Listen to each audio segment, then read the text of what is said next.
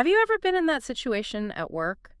Where everyone seems to be nodding along with an idea, totally on board, Hmm.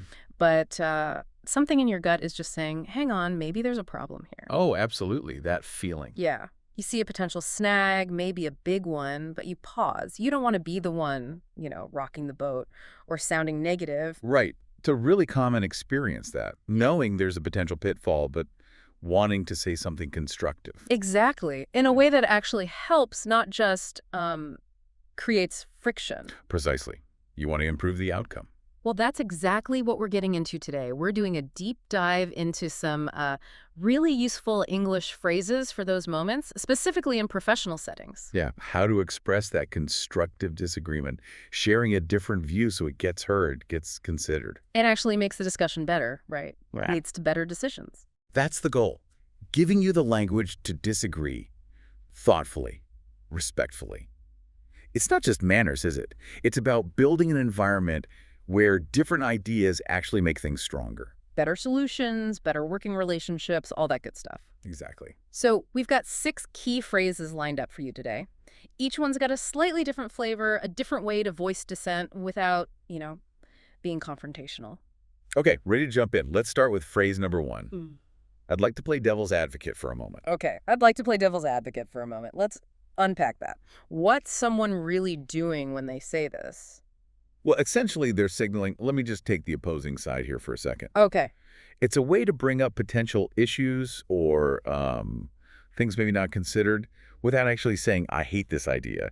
You want to look at it from all angles, make sure it's solid. Right, like testing it. Yeah. And this phrase has a pretty cool backstory, doesn't it? It really does. It comes from the Catholic Church way All right. back. Tell us. During the process for making someone a saint canonization, they had an official role. Literally, the devil's advocate. No kidding. Yeah. This person's job was to argue against sainthood, to find every possible reason not to canonize the person. Wow. So it was built into the system to find flaws. Exactly. Rigorous examination, making sure the decision was absolutely sound. Intense, like you said. That's fascinating. So how do we translate that historical job into like a Tuesday morning meeting? Good question. So a practical example might be, I'd like to play devil's advocate for a moment. While this marketing strategy sounds promising, have we considered how our competitors might react? Ah, I see. So you're not attacking the strategy itself. Right. You're raising a specific potential issue competitor reaction for consideration. You're inviting the group to think about that angle. That makes total sense. It's like saying, let's just pressure test this before we commit. Okay, memory tip. Maybe picture a little cartoon devil, but like wearing a lawyer's wig, just temporarily arguing the other side. Huh. That works perfectly. Just popping in to ensure all bases are covered. Okay, shall we move to number 2? Let's do it. All right, phrase 2 is, have we considered the potential challenges of? Have we considered the potential challenges of, okay, this one feels a bit gentler, maybe, more collaborative. That's a great way to put it. It is gentler. Instead of stating this is a problem, you're framing it as a question. Right. You're asking, have we as a group thought about the possible difficulties here? The focus is on joint exploration. And putting it as a question, that makes it feel like everyone's responsible for figuring it out, doesn't it? Less like pointing fingers. Absolutely. It's less direct confrontation, more shared inquiry. Let's figure this out together. It encourages proactive thinking. So in a real meeting, how might that sound? Well, imagine the teams discussing, say, rolling out a new system. Someone could ask, have we considered the potential challenges of implementing this during our busiest quarter? It might really strain our resources. Yeah, that definitely flags a concern. Resources, timing. But it does it in a way that invites discussion, not defense. Exactly. It opens the door to talk about solutions. Maybe phasing it, maybe allocating more resources. Okay, for a mental hook on this one. Maybe picture everyone looking closely at a blueprint with magnifying glasses, trying to spot potential issues together. Love that visual. Collaborative problem spotting. Perfect. Okay, ready for number 3? Bring it on. Phrase 3. I see your point, however. I see your point, however. Yeah. Okay, classic structure. Acknowledge, then pivot. That's exactly it. It means, I understand where you're coming from, but you start by validating their perspective, showing you've heard them. That first part, I see your point, seems really key. It softens the however, doesn't it? It's crucial. It shows you've actually listened and processed their idea. Then the however signals you're about to offer a different view. it prepares them. Okay, give us an example. Sure. Maybe someone says, we should increase our social media budget significantly. You could respond, I see your point about boosting visibility on social media. However, our recent data suggests email marketing is actually giving us a much better return on investment right now. Gotcha. So you acknowledge the logic boosting visibility, but then introduce conflicting data or another factor. Precisely. And there's a really important nuance here. Let me guess. You have to mean it when you say, I see your point. You nailed it. Tone is everything. If it sounds like you're just saying it to get to your however, it can backfire. Yeah, people can tell when it's just lip service. Exactly. It has to feel like genuine acknowledgement. You've truly considered their view before presenting yours. Good reminder. Okay. The memory trick. Maybe picture yourself nodding, that's the I see your point, and then gently holding up a hand, palm out, to introduce the however. That captures it perfectly. The nod of understanding, then the gentle signal of a different take. All right. Phrase number 4. Okay. I'd like to offer a different perspective. I'd like to offer a different perspective. This sounds less like arguing against something and more like adding another option. That's the feel, yes. It means, I want to suggest another way to look at this situation. You're not directly saying the other view is wrong, just that there's another angle. The word offer feels important there, like you're presenting it, not forcing it. Yes, exactly. It's gentler. It implies choice, an invitation to consider something else. How would you use that one effectively? Let's say you're discussing a hiring decision. Someone's focused purely on technical skills. You might say, I'd like to offer a different perspective on this. While the technical skills are clearly vital, maybe cultural fit is equally crucial for long-term success in this particular team. Right, so you're broadening the criteria, offering another valid consideration without dismissing the first one. Exactly. It reframes the discussion slightly. For a visual cue, maybe think about putting on different colored sunglasses. Same situation, but looking through a blue lens versus a yellow lens reveals different things. You're offering new lens.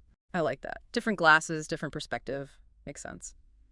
Okay, what's number 5? Phrase 5 is, what if we were to consider? What if we were to consider? Ooh, this one feels very open-ended, exploratory. That's the vibe.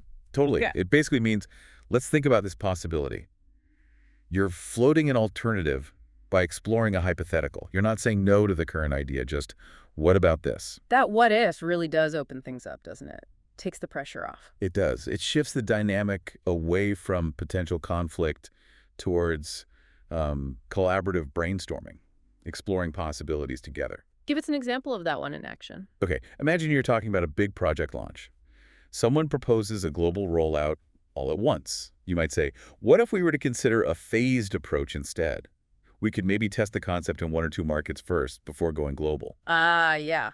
That introduces a different strategy phase rollout without directly shooting down the big bang idea. It just poses it as something to think about. Precisely. For a memory aid here, maybe picture standing at a fork in the road.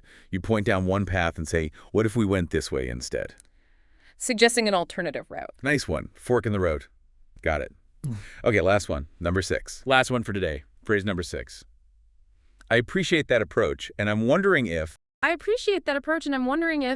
This sounds very diplomatic, very polite. It really is. Yeah. It means I see the value in that method, and I'm curious about whether you start with positive acknowledgement, valuing their idea. Which is always a good starting point. Definitely builds rapport.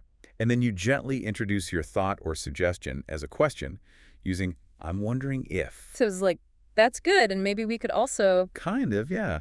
It softens the suggestion by framing it not as a directive, but as you pondering a possibility. Okay, how might that sound? Let's say you're reviewing customer acquisition strategies.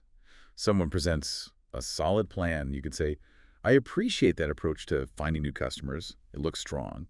And I'm wondering if we could also incorporate some specific retention strategies alongside it to really maximize the lifetime value. Got it.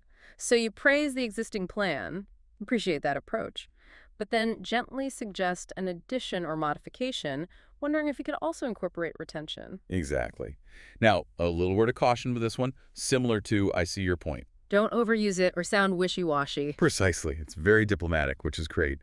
But if you always use I'm wondering if, you might come across as a bit indecisive or hesitant to state a clear opinion. It's probably best saved for when you want to be particularly tactful, maybe about a significant point, or when addressing someone more senior. Makes sense. Save it for when that extra diplomacy is needed. Okay, memory tip. How about giving a thumbs up? That's the appreciate part. And then maybe tilting your head slightly, looking thoughtful for the wondering if part. That's perfect. Thumbs up, then thoughtful tilt. Captures the essence. So those are our 6 phrases. Now, maybe we should touch briefly on cultural context, because how disagreement lands can vary quite a bit, can it? Oh, that's such a crucial point. Yeah. I mean, in some cultures, directly disagreeing, especially with someone higher up, is a big no-no, right? Harmony is key. Absolutely. In many contexts, group harmony and avoiding direct confrontation are really high priorities. Explicit disagreement might be seen as disruptive or disrespectful. But in a lot of, say, American or British business settings, it's different. It often is, yes. In many English-speaking business cultures, constructive disagreement, when it's presented well, using phrases like the ones we've discussed, is actually seen as valuable. Like, it helps get to a better result. Exactly. The thinking is often that diverse perspectives, even opposing ones, lead to more robust discussion and ultimately stronger decisions. The devil's advocate idea we talked about earlier kind of reflects that. It's seen as a useful function. So, these phrases we've covered are particularly helpful for navigating those specific cultural contexts, where directness is okay, but needs that diplomatic framing. I think so, yes. They provide tools to offer your different perspective clearly, but without being perceived as aggressive or rude, which is generally valued in these environments.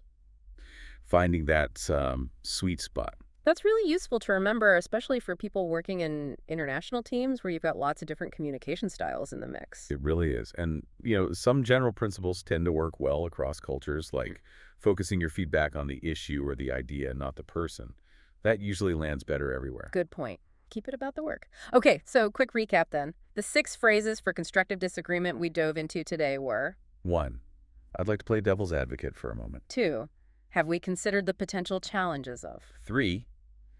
I see your point, however. 4. I'd like to offer a different perspective. 5. What if we were to consider? And 6.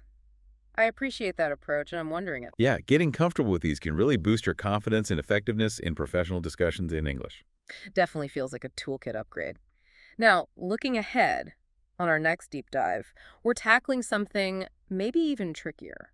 Oh, what's that? What do you say when you don't just have a different perspective, but you actually strongly disagree with something? Like, fundamentally disagree. Ah, yes. How to navigate that while still maintaining professionalism and keeping relationships intact. That's a big one. Exactly. How to be firm but diplomatic when the stakes feel higher.